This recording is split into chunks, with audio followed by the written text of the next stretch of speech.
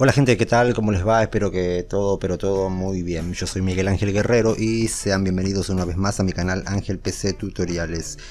En el video de hoy vamos a aprender a cómo ver nuestras publicaciones anónimas que hicimos en grupos de Facebook y también cómo eliminarlas si es que queremos.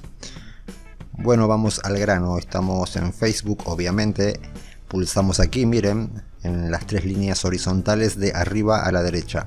O también puede que ahí les aparezca su foto de perfil. Pulsamos ahí. Ahora tocamos aquí, miren, en el engranaje. Eso es configuración. Tocamos ahí. Suscríbanse a mi canal antes de que se vayan. Por favor, se los pido. Activen la campanita de notificaciones para que YouTube les avise siempre que yo suba videos. Déjenme un like, un comentario. Y por aquí les voy a estar dejando una lista de reproducción con muchos videos para que aprendan más sobre Facebook. Ok, ya estamos en configuración. Bajamos, fíjense, bajamos hasta encontrar tu actividad. Dice, revisa tu actividad y el contenido en el que se te etiquetó. Aquí en tu actividad entramos en registro de actividad. La primera opción, miren, en esta. Entramos ahí.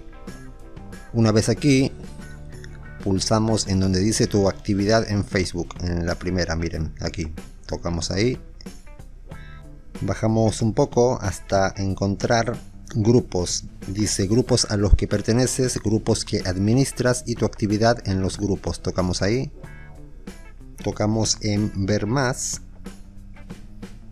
y aquí tenemos, fíjense, publicaciones anónimas que escribiste, obviamente entramos ahí. En mi caso creo que tengo una sola.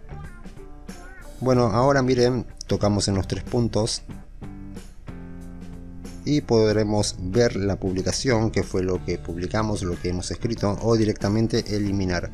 Eso ya queda a criterio de ustedes. En este caso yo la voy a eliminar a esa publicación. Eliminar. Y listo.